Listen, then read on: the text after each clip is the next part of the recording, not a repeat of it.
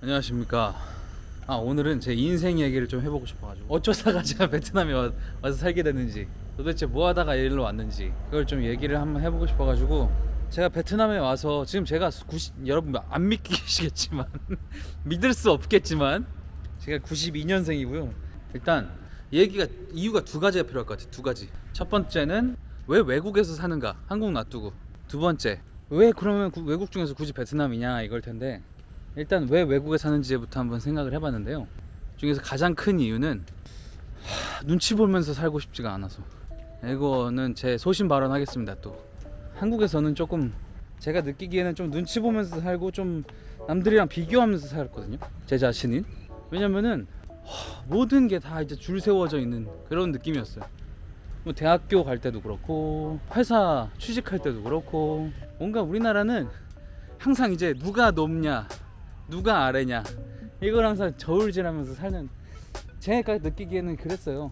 근데 제가 미국에 잠깐 인턴십을 하게 되면서 느낀 것 중에 하나가, 제가 그때 뉴저지 쪽에서 인턴을 했는데 1년 정도. 그러면서 뉴욕, 여러분 맨하튼 아시죠? 맨하튼을 몇 번 왔다 갔다 했거든요.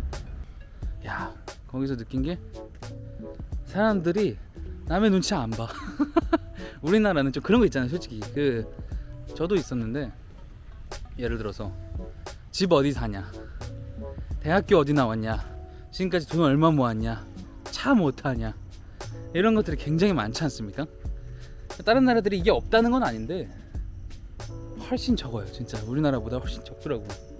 우리나라가 그게 진짜 초강국인 거는 남들이랑 줄 세우기 강국인 것 같아, 경쟁에 있어서는.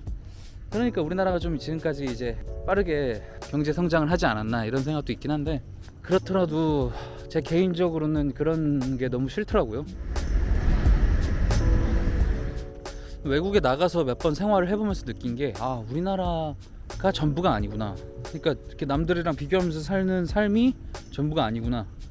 그러면 내가 눈치 보지 말고 내가 하고 싶은 거 하면서 좀 그렇게 살아보자, 이런 생각을 하게 돼가지고, 그래서 계속 외국에서 살고 싶다는 생각은 계속 했었어요. 그게 이제 외국에서 살고 싶다, 요 이유가 된 거고. 그러면은 왜 하고 많은 나라 중에 베트남을 선택했냐, 딱 하나만 얘기하자면은 낭만. 베트남에 저는 낭만이 굉장히 있는 나라라고 생각을 해가지고, 아직까지 제일 좋았던 거는, 옛날에 우리나라 2002년도, 저도 92년생이니까 2002년도 때 11살이었을 거 아니에요? 그때 월드컵이지 않았습니까? 월드컵. 그쯤 해 학창 시절에 우리나라만이 갖고 있었던 2000년대 초반에 아직까지도 남아있었던 그 낭만 있잖아요, 여러분. 쉽게 말하면, 좋게 말하면 낭만이고, 나쁘게 말하면 야만의 시대. 저는 그 시대가 너무 좋았거든요. 근데 베트남은 아직 지금 그 낭만, 이런 게 조금 있는 것 같아요. 그래서 이게 낭만이 아닙니까? 이 밤에 오토바이 타고 다니는 친구들 보세요. 어휴, 무서워. 저 친구들이 베트남 말로 째쩌우라고 하는데, 우리나라 옛날에 폭주족 비슷한 애들이거든요. 근데 그렇게 우리나라처럼 막 이렇게 막 빠라바라바라바 이러는 건 아니고, 그냥 지네들끼리 저러고 돌아다니는 거예요, 애들끼리. 이런 야만, 낭만 이런 것들이 아직 남아있는 나라거든요. 사실 베트남에 오기 전에 제가 여러 가지 사회 경험을 했었어요. 인턴도 한 5군데인가? 4군데인가? 5군데인가? 엄청 많이 했었고, 인턴도 딱 베트남 오기 직전에는 테슬라라고 하는 곳에서 인턴을 이제 마무리를 했었거든요. 그때 간략하게 설명드리면은, 테슬라라고 하는 곳에 인턴십으로 들어갔고, 인턴십을 잘 해서 정직원으로 들어갈 수 있는 상황에서 퇴사를 했어요. 이제 좀 자세히 설명드릴게요. 이제 그러면 맨 처음에 테슬라라는 곳에 입사를 하고 부품 기대로 갖고 들어갔던 게, 여러분 뭐 아시는 분들은 아시겠지만 일론 머스크라고 하는 테슬라의 CEO가 굉장히 혁신의 아이콘이지 않습니까, 진짜.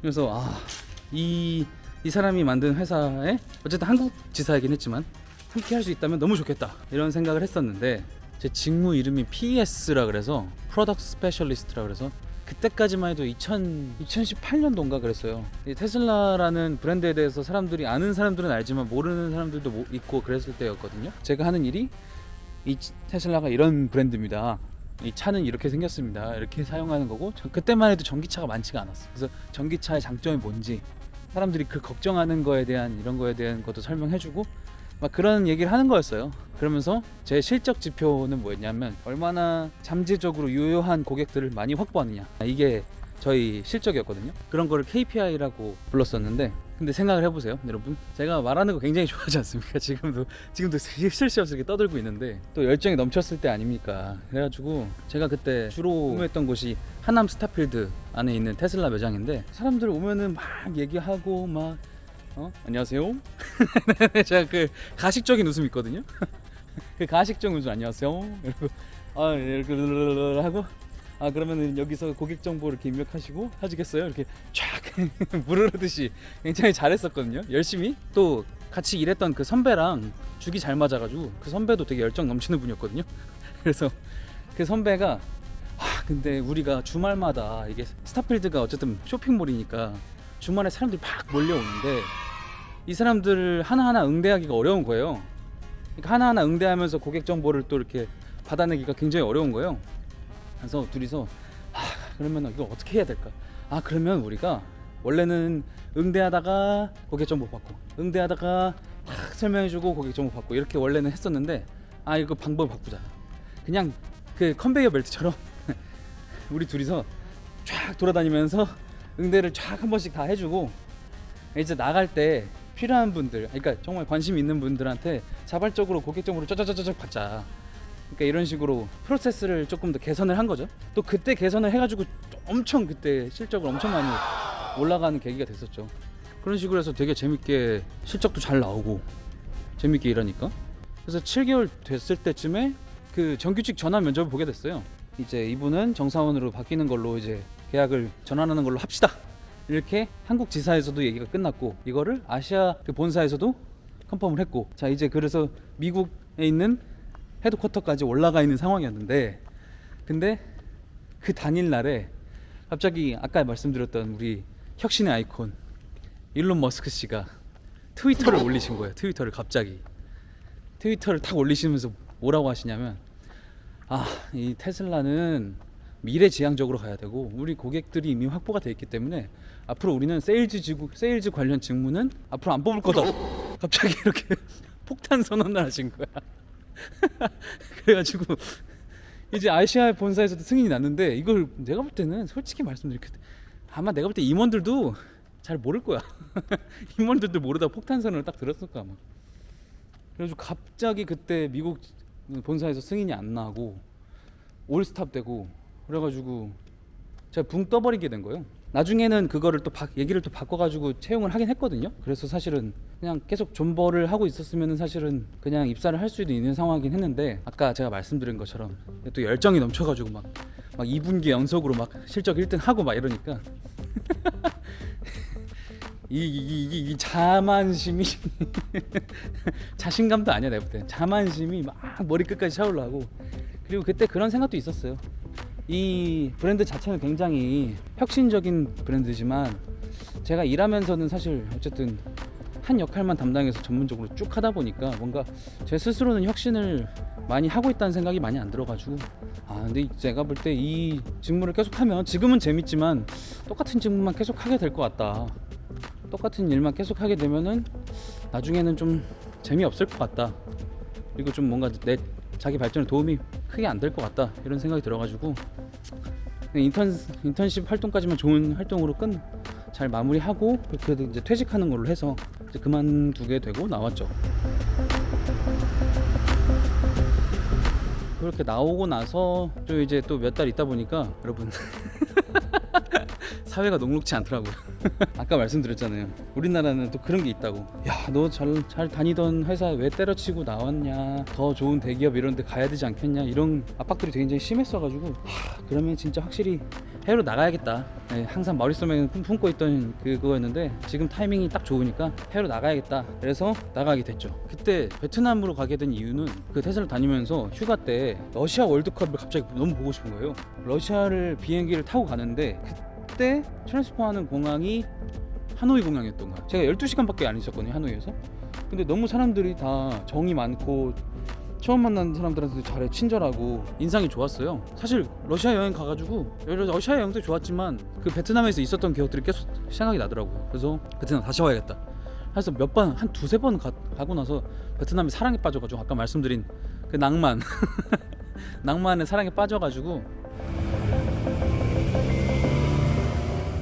베트남으로 오게 됐죠. 그때 당시에는 여행 이런 걸 되게 좋아하다 보니까 그럼 베트남에서 여행 관련 사업을 제가 좀 해봐야겠다. 그래가지고 야심차게 준비 중이던 게 있었거든요. 야심차게 준비 중이던 몇 가지가 있었는데 이제 연도를 잘 들어보시면 아시겠지만 2019년도잖아요. 또 그럼 그때 뭐가 있었습니까, 여러분? 그렇죠.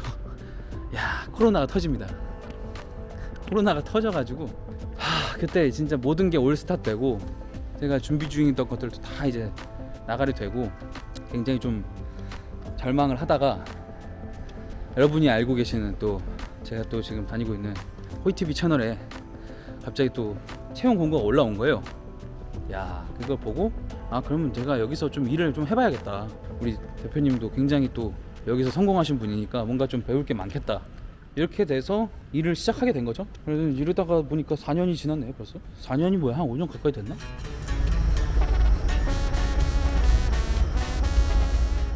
제가 그러면은 증인이 있어야 될 거 아닙니까? 저 혼자 이렇게 떠들어봤자 의미가 없고, 네, 저랑 이제 테슬라 다닐 시절에 같이 인턴 생활했었던 친구한테 전화를 해서 제가 떠들었던 말이 진심인지 일단 진위 여부를 확인을 하고 간단한 얘기를 나눠보겠습니다. 안녕하세요. 선수 씨, 서울.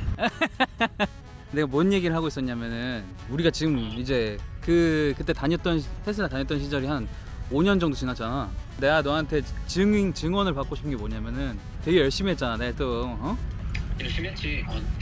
뭐 매사 열심히 했지. 아주 뭐 좋은 일이든 안 좋은 일이든.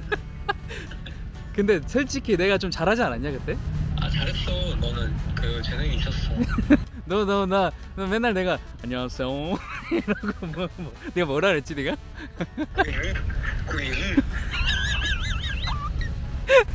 고객님 이메일 남겨주시면 싫어요. 안녕히 가세요. 근데 솔직히 그렇게 하다 보니까 난 재밌더라고. 너는 뭐 재미만 했어. 그때 근데 이제 당시 같이 일했던 친구들이 다 재밌고 그치. 또 잘 돼갖고. 그치. 다 각자 길이 달라졌잖아 또. 그리고 그치. 다 완전히 뭐 어떤 친구는 지금 증권 쪽에 가 있고 너도 자동차 쪽에 계속 가 있는 거잖아. 그치. 열심히 좀 이것저것 준비 좀 해보려고. 요즘에 내가 살만 뒤룩뒤룩 찌고 이제 좀 제대로 안 살고 있어가지고 이제 그래 결혼식 때 보니까 살 좀 많이 찌긴 했더라. 야 근데 마지막으로 나 그거 하나만 좀 증언 좀 해주라. 내가 2분기 연속으로 내가 또 아시아에서 실적 1위를 찍었잖냐. 그랬어? 아씨. 아니 야. 그때 너가 되게 잘하기는 했는데 아까도 말했지만 내가 그쪽 관심이 없었어. 몇 등이고 막 이런 거에. 야 이러면 증언에 힘이 약해지지. 그거 몇 등이고 이런 거에 관심이 없었는데. 근데 너가 그 나 인터넷에서 제일 잘하긴 했지. 열심히 한 거지. 잘한 거보다는 이제 재밌게 했고.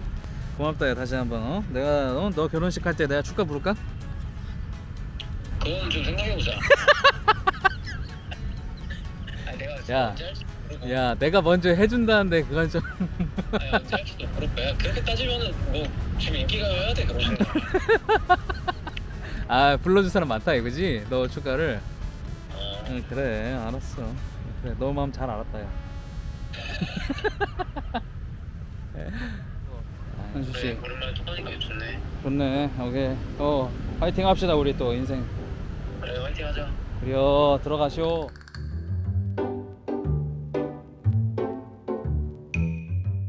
야 근데 솔직히 그 테슬라 다니다가 만약에 그냥 조금 버텨서 정직원 좀 하고 그 테슬라에서는 스톡옵션 제도가 있거든요. 그때 이제 입사를 하고 조금만 버티고 스톡옵션만 받고 만약에 나왔다면 어땠을까? 이런 생각도 있긴 해요. 솔직히 말하면. 네? 그때는 소신 있게 소신인 것도 아니었어. 그냥 되게 자만심에 가득 차서 나오긴 했지만 그거 받고 나올 걸 그랬어.